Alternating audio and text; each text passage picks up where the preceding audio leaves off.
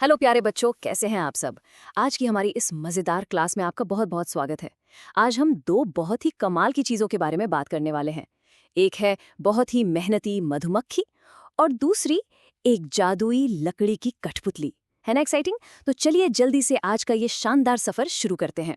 क्या आप सब रेडी हैं एक प्यारी सी पोयम और एक बहुत ही रोमांचक स्टोरी सुनने के लिए? मुझे पता है आप सब एकदम तैयार बैठे हैं।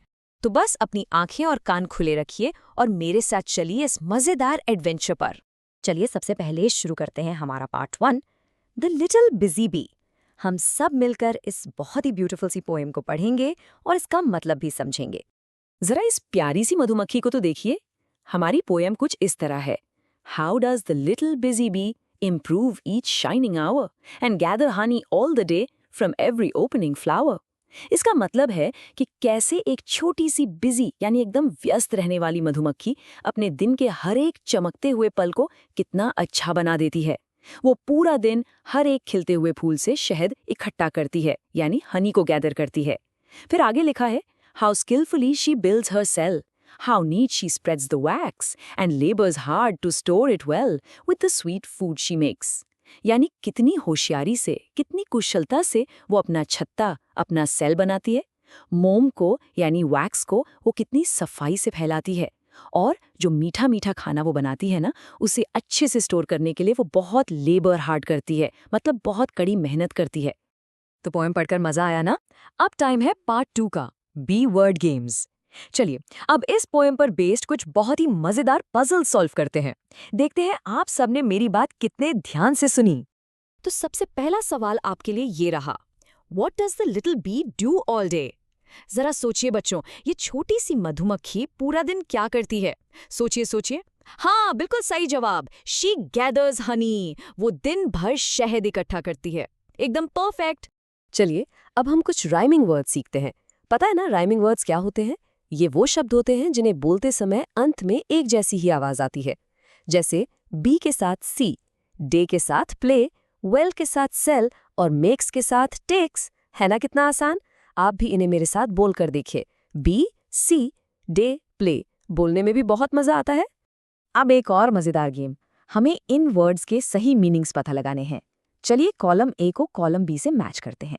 सबसे पहला है लिटिल, जिसका मतलब होता है छोटा यानी स्मॉल। फिर है गैदर, जिसका मतलब होता है इकट्ठा करना, तो इसे हम मिलाएंगे कलेक्ट से। तीसरा वर्ड है शाइनिंग, जिसका मतलब है चमकता हुआ, बिल्कुल स्पार्कलिंग की तरह। फिर आता है स्टोर, इसका मतलब है किसी चीज को सहेज कर रखना, जिसे इंग्लिश में कीप भी कहते हैं। और सबसे आखिर में है लेबर, जिसका मतलब है वर्क यानी कोई काम करना या मेहनत करना। बहुत ही शानदार, आप सब तो बहुत स्मार्ट हैं। और इसी के साथ हम आ गए हैं पार्ट 3 पर, फन एक्शन ब्रेक।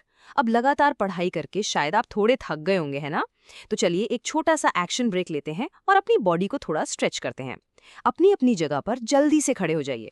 रेडी? जो एक्शंस मैं बोलूंगा वो आपको मेरे साथ साथ करने हैं। नंबर 1, स्ट्रेच अप हाई, अपने हाथों को बिल्कुल ऊपर की तरफ एकदम सीधा तानिए। नंबर 2, हॉप लाइक अ बनी, एक प्यारे से खरगोश की तरह फुदकिए। नंबर 3, क्लैप योर हैंड्स, जोर से ताली बजाइए।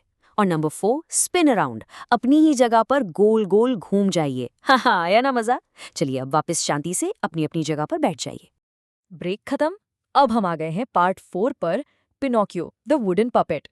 ये एक बहुत ही मैजिकल सी स्टोरी है जो हमें हमेशा सच बोलने की अहमियत सिखाती है।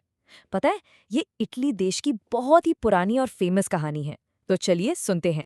बहुत साल पहले की बात है। इटली में एक गरीब और अकेला बढ़ई रहता था, जिसका नाम था जुपेटो। बढ़ई वो होता है जो लकड़ी का काम करता है। एक दिन उसने क्या किया, लकड़ी के एक टुकड़े से एक लड़के की कठपुतली बनाई। उसने उस कठपुतली का नाम रखा पिनोकियो। जुपेटो ने बहुत ही प्यार से उससे कहा, आज से तुम मेरे बेटे बनोगे। लेकिन तभी एक बहुत ही हैरानी वाली बात हुई। वो लकड़ी का लड़का यानी पिनोकियो सच में जिंदा हो गया और वहां से दौड़ लगाने लगा। अब रास्ते में पिनोकियो के साथ बहुत ही अजीब और खतरनाक एडवेंचर्स हुए। एक बार तो वो आग के पास सो गया और उसके पैर ही जल गए। फिर जपेटो ने बेचारे ने अपना खुद का कोट बेचकर पिनोकियो को स्कूल के लिए एक एबीसी की किताब दिलाकर दी। लेकिन पिनोकियो स्कूल गया ही नहीं। वो स्कूल जाने के बजाय एक पपेट शो देखने चला गया। वहां पपेट मास्टर ने उसे 5 सोने के सिक्के भी दिए, लेकिन फिर 2 चोर उसके पीछे पड़ गए और वो बेचारा भागता भागता एक जादुई परी यानी एक फेरी के सामने आ गिरा। और अब आया कहानी का सबसे मजेदार हिस्सा। उस परी ने पिनोकियो से पूछा, क्या तुम स्कूल गए थे? पिनोकियो ने तुरंत झूठ बोल दिया, कहा यस, और तभी पिंग! अचानक से उसकी लकड़ी की नाक थोड़ी सी लंबी हो गई। परी ने फिर पूछा, तुम पपेट शो में गए थे ना? उसने फिर से झूठ बोला, नो। पिंग! उसकी नाक और भी लंबी हो गई। परी ने उसे समझाया, देखो, झूठ मत बोलो, हमेशा सच बोलो। पिनोकियो को अपनी गलती का एहसास हुआ। उसने वादा किया कि वो अब से एक अच्छा बच्चा बनेगा और वो वापस जिपेट्टो के पास लौट आया। और पता है आखिर में क्या हुआ? वो एक लकड़ी के खिलौने से बदलकर एक असली लड़का बन गया। तो बच्चों, कैसी लगी ये मैजिकल कहानी? अच्छी थी ना? चलिए, अब आते हैं पार्ट 5 पर, स्टोरी क्वेश्चंस एंड आंसर्स। अब मैं देखूंगा कि आपने ये कहानी सच में ध्यान से सुनी है या नहीं। हमें यहाँ इन अधूरे सेंटेंसेस को पूरा करना है। पहला सेंटेंस है, Geppetto made a puppet out of. बताइए, उसने कठपुतली किस चीज से बनाई थी? बिल्कुल सही, अ पीस ऑफ वुड, यानी लकड़ी के टुकड़े से। बहुत अच्छे। दूसरा सेंटेंस है, the fairy told Pinocchio to always. परी ने उसे हमेशा क्या करने को कहा था? एकदम सही जवाब, टेल द ट्रूथ, यानी हमेशा सच बोलना। वेरी गुड, आप सब ने बहुत ही अच्छे से आंसर्स दिया। और अब हम आ गए हैं आज के हमारे आखिरी पार्ट पर, part 6, grammar and dictionary fun. चलिए कुछ नए लैंग्वेज टूल्स सीखते हैं और अपनी इंग्लिश को थोड़ा और स्ट्रॉन्ग बनाते हैं। सबसे पहले हम ये समझेंगे कि एडजेक्टिव्स क्या होते हैं। एडजेक्टिव्स वो शब्द होते हैं जो किसी नाउन यानी संज्ञा के बारे में हमें कुछ एक्स्ट्रा इन्फॉर्मेशन देते हैं, उनकी कोई खासियत बताते हैं। इन्हें हम हिंदी में विशेषण भी कहते हैं। जैसे इस सेंटेंस को देखिए, जिपेट्टो वॉज अ लोनली कारपेंटर। यहाँ जो वर्ड है ना लोनली, जिसका मतलब होता है अकेला, ये हमें जिपेट्टो के बारे में बता रहा है कि वो कैसा था। तो यहाँ लोनली एक एडजेक्टिव है ना? बहुत ही सिंपल। चलिए कुछ और एग्जाम्पल्स देखते हैं, इससे आपको एकदम क्लियर हो जाएगा।